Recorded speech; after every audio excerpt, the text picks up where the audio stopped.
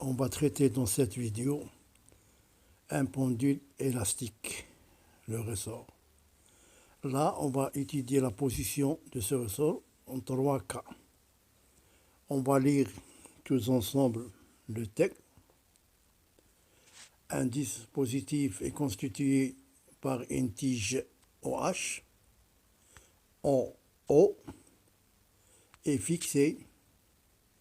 L'extrémité d'un ressort et à l'autre extrémité en M est fixé un corps de masse petit m qui peut glisser sans frottement. Le système étant au repos, on tire légèrement sur le corps et on le lâche sans vitesse initiale. On étudie le mouvement du corps selon la position de la tige OH. Par exemple, ici, la première position, la tige est horizontale, c'est-à-dire le ressort est horizontal aussi. Voir la figure numéro 1. Voilà la figure. La première question.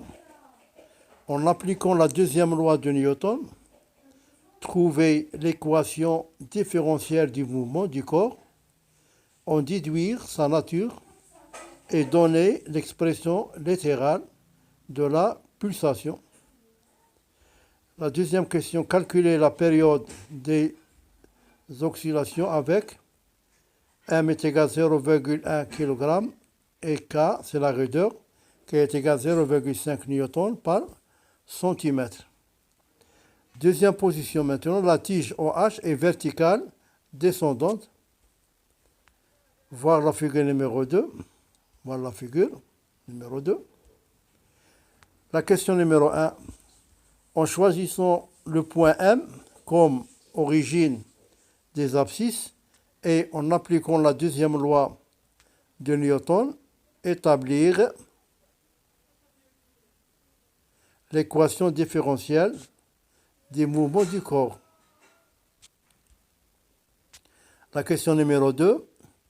Donner l'équation horaire du mouvement et calculer la période.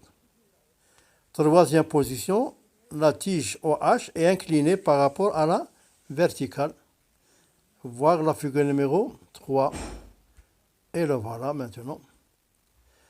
Petit 1, calculer la période de l'oscillation du corps sur la tige.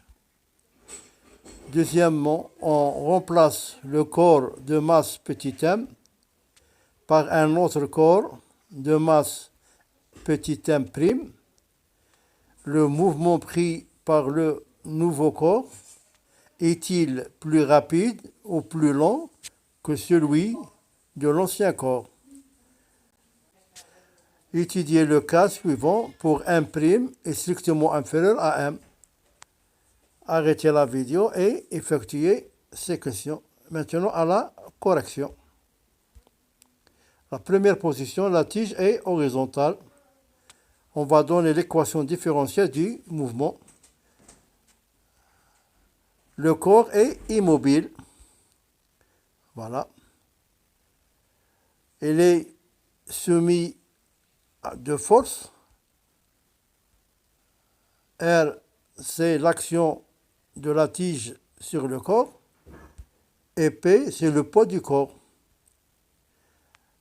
D'après la première loi de Newton, la somme des forces extérieures est égale à 0. Les deux forces extérieures sont R plus P est égal à 0. Maintenant, le corps est en mouvement. Voilà. Voilà l'allongement.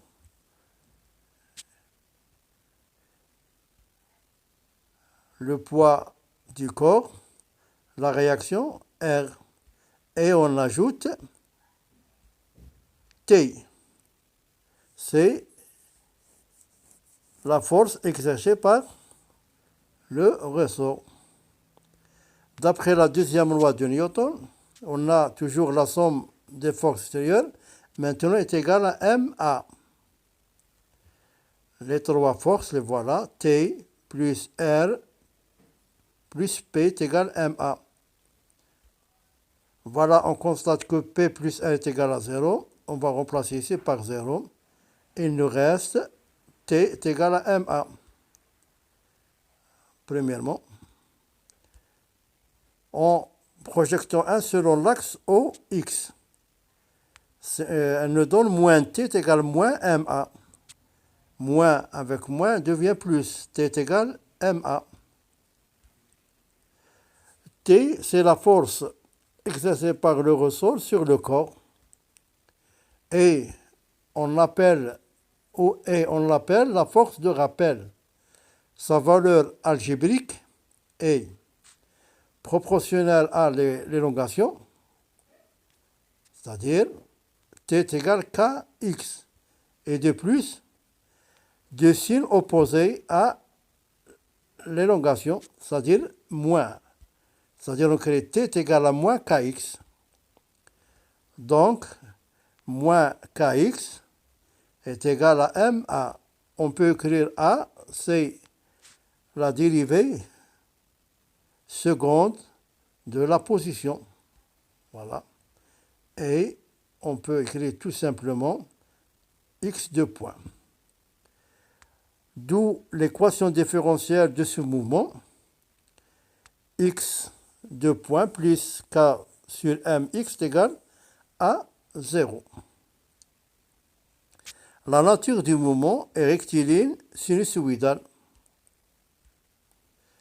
Maintenant, l'expression littérale de la pulsation oméga. La solution de cette équation différentielle, son second nombre, est égal, x est égal xm sinus, entre parenthèses, oméga t plus phi. On met la première dérivée, elle nous donne oméga xm cosinus, entre parenthèses, oméga t plus phi. Et on va dériver soit dérivée seconde de x ou dérivée première de x point. Elle nous donne moins oméga carré parce que la dérivée de cosinus, c'est moins sinus. Xm sinus oméga t plus phi. Et comme on constate, xm sinus, entre parenthèses, oméga t plus phi, c'est x. On va remplacer par x. Et on a l'équation différentielle déjà trouvée. X de point est égal à moins k sur m. Qu'est-ce qu'on constate ici? Que oméga au carré est égal à k sur m. Voilà.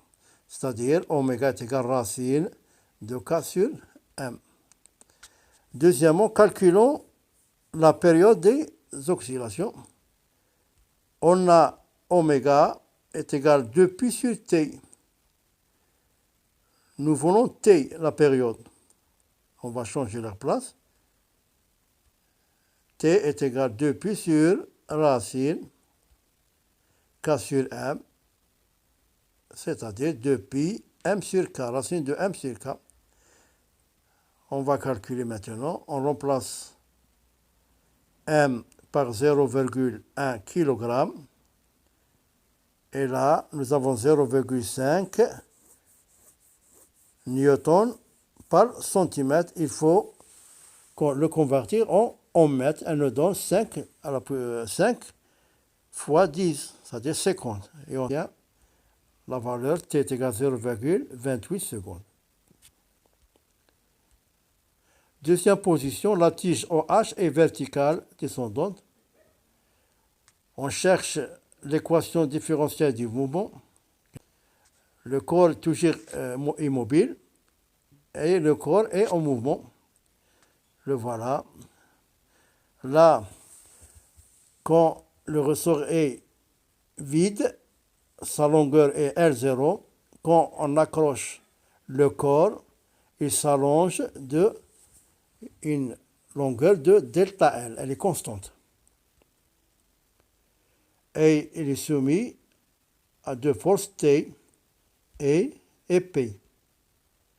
D'après la première loi de Newton, la somme des forces sérieuses est égale à 0, c'est-à-dire T plus P est égal à 0. Voilà, quand on tire X vers le bas, d'un allongement est égal à x.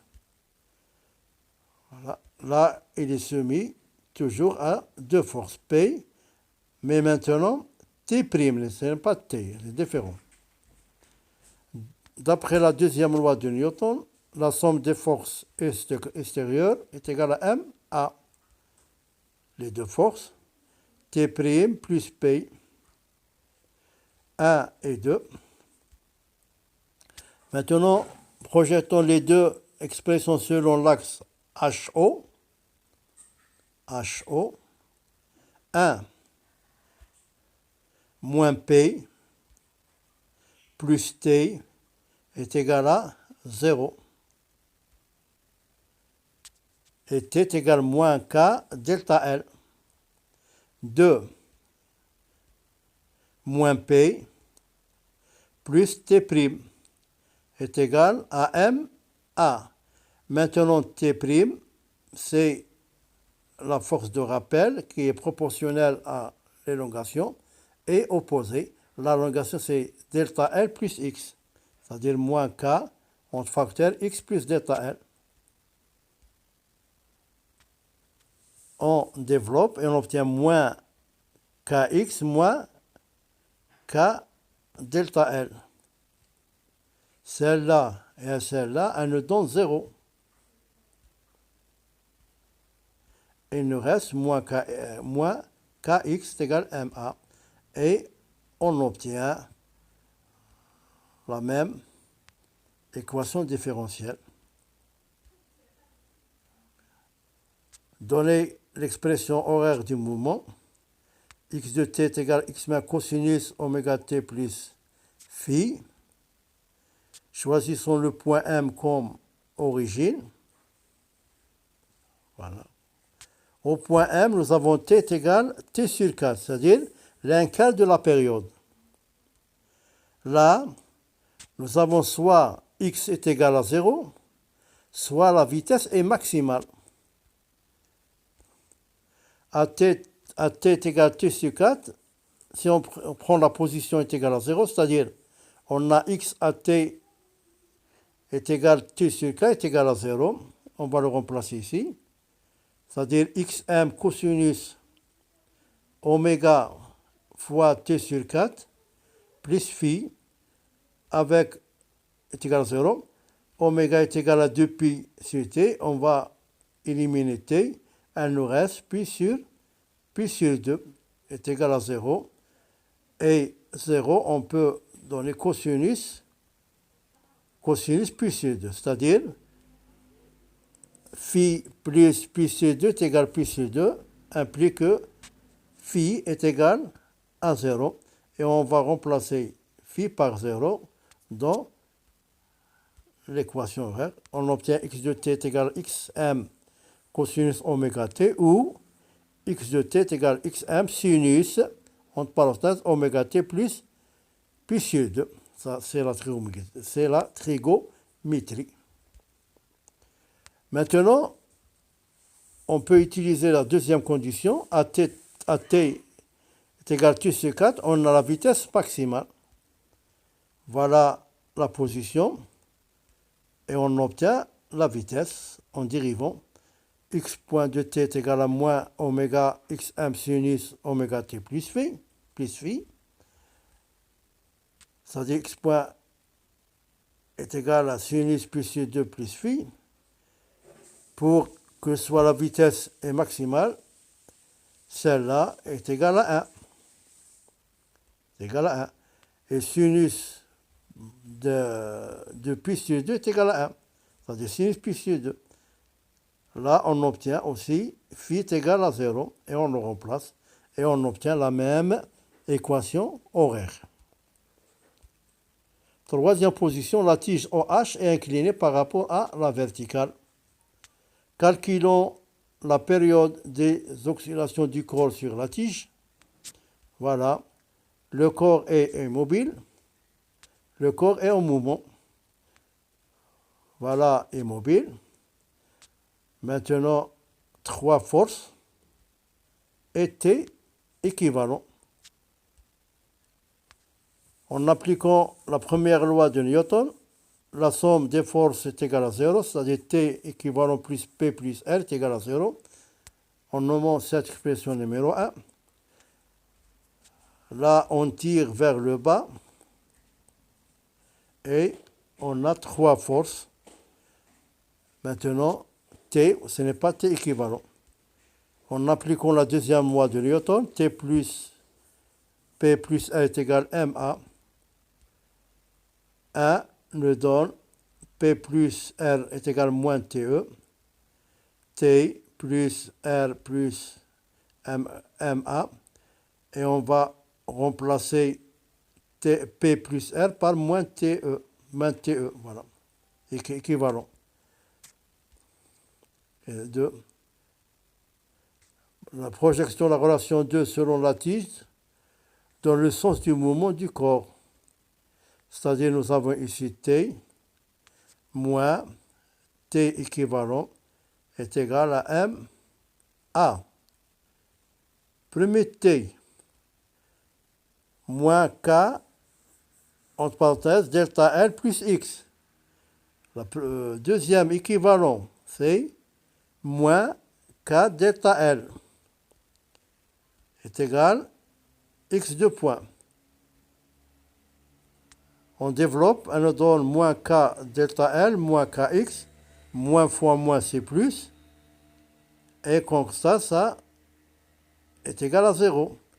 Et il nous reste moins K dx, et on obtient la même équation différentielle que les deux positions. Voilà.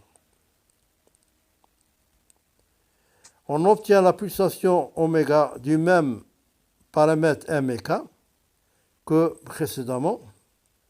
Donc le mouvement a la même période que le mouvement de la position numéro 1, c'est-à-dire t est égal à 0,28 secondes. Maintenant, l'étude, la rapidité ou la lenteur du mouvement du ressort. Un mouvement est plus rapide, c'est sa période est plus faible.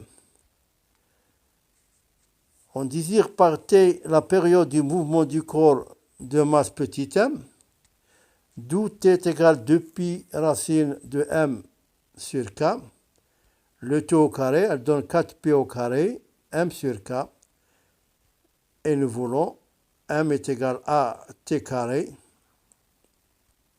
avec a est égal à k sur 4pi au carré. De la même façon, t', c'est la période du mouvement du corps de masse m'. Et de la même façon, et on obtient 1' est égal à t' au carré, avec a est égal à k sur p au carré. Là, la condition m' strictement inférieur à m implique que a t' au carré strictement inférieur à a t'. On élimine a et il nous reste t' strictement inférieur à t. Voilà. C'est-à-dire, le mouvement de m' est plus rapide que le mouvement de m. Et on revoit à la prochaine vidéo.